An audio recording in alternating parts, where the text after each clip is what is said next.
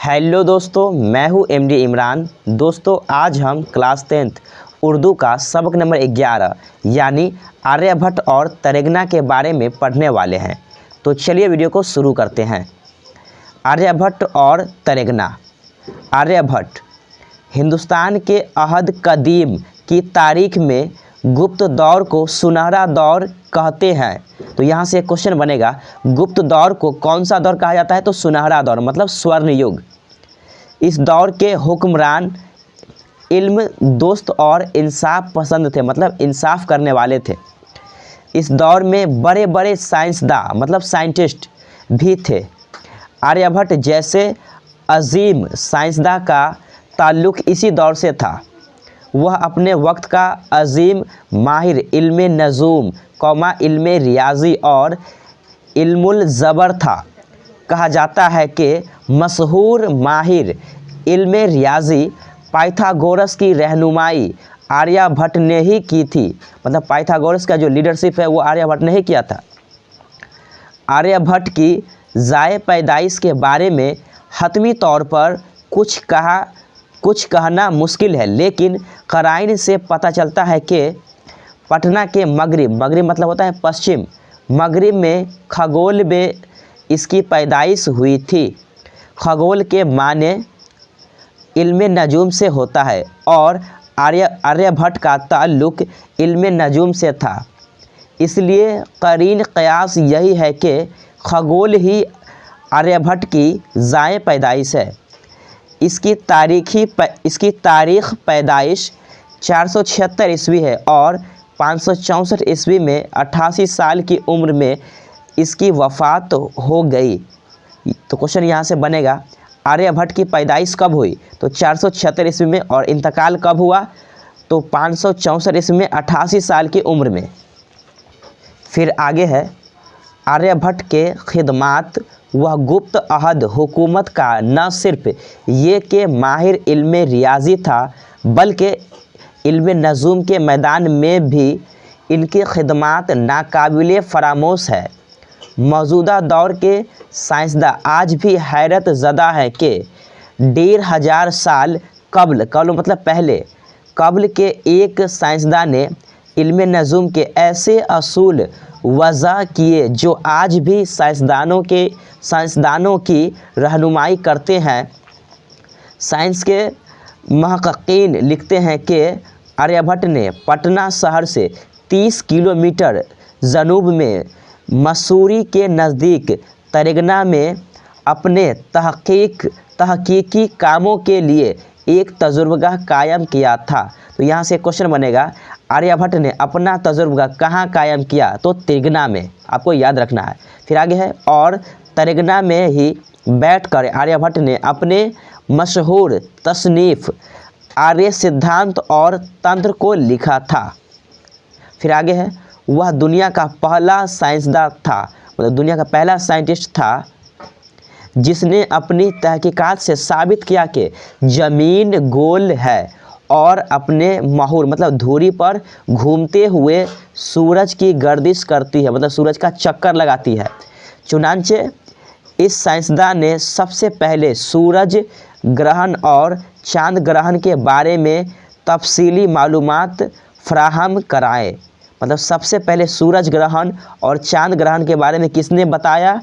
तो आर्यभट्ट ने बताया। फिर आगे है, आज इल्म रियाजी में आलमी सतह पर निज़ाम अशारिया यानी डेसिमल सिस्टम की अहमियत व फ़ादियत से इनकार नहीं किया जा सकता, बल्कि साइंस के तमाम शाबों में निज़ाम अशारिया की अहमियत मसलिम है। साइंसी तहक़ीक़ का ये अजीब कारनामा आर्यभट्ट जैसे साइंसदान ने अंजाम दिया। कहा जाता है कि इल्म रियाजी में सफ़र का तशव्वुर आर्यभट्ट ने ही पेश किया था। इल्म नजूम के ताल्लुक़ से भी आर्यभट्ट की कई अहम तहक़ीक़ात है।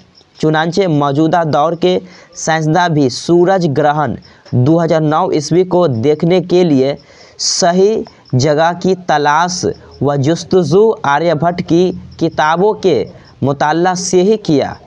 चुनांचे आर्यभट्ट की किताब में इस निज़ाम शम्स के सैयारों की गर्दिश दूरी और मुख्तलिफ तारों के हरकत व शकनात पर अजीब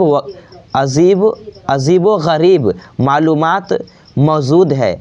आज ज़रूरत इस बात की है कि आर्यभट्ट की साइंसी तहकीकात पर अजसर नौ तहकीक की जाए ताकि इसके अहम साइंसी एजादात से आज की दुनिया रोशनास हो सके। इसी अजीम साइंसदान ने सूरज के ताल्लुक़ से ये मसलमा असूल पेश किया कि क्या हमारी ज़मीन सूरज का तवाफ़ करती है, मतलब सूरज का चक्कर लगाती है, और सूरज अपने आप में साकित है, मतलब अपनी जगह पर ठहरा है।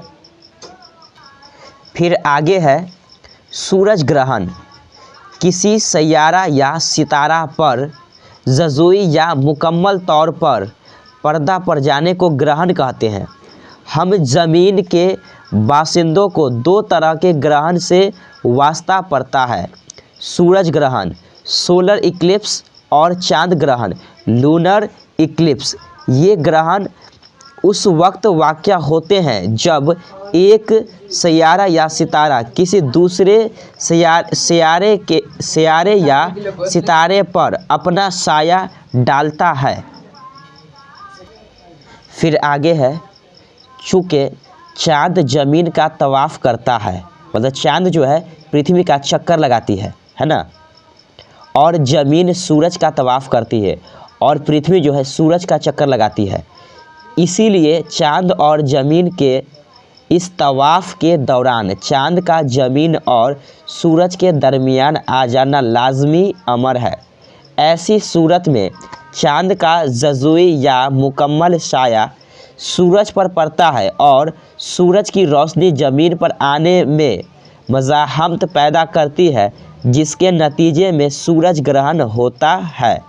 जज़ुई सूरज ग्रहण और मुकम्मल सूरज ग्रहण इस बात पर महशर करता है कि चाँद अपना साया सूरज पर किस तरह और किस जावे से डालता है, यानी जज़ुई साया डालने पर जज़ुई सूरज ग्रहण होता है और कली साया डालने पर मुकम्मल सूरज ग्रहण होता है। लेकिन इतनी बात तय है कि मुकम्मल सूरज ग्रहण 100 साल की तवील मुद्दत के बाद ही होता है। सूरज ग्रहण एक जियोग्राफाई वाक़या है जो तारीख़ के इब्तदाई दौर से ही होता आ रहा है और इंसान इसे नंगी आँखों से देखते आए हैं। लेकिन आज भी सूरज ग्रहण का वाक़या इंसानों के लिए तजिश का मौजू बना हुआ है। दोस्तों आज के लिए बस इतना ही, मिलते हैं अगले वीडियो में, तब तक के लिए शुक्रिया।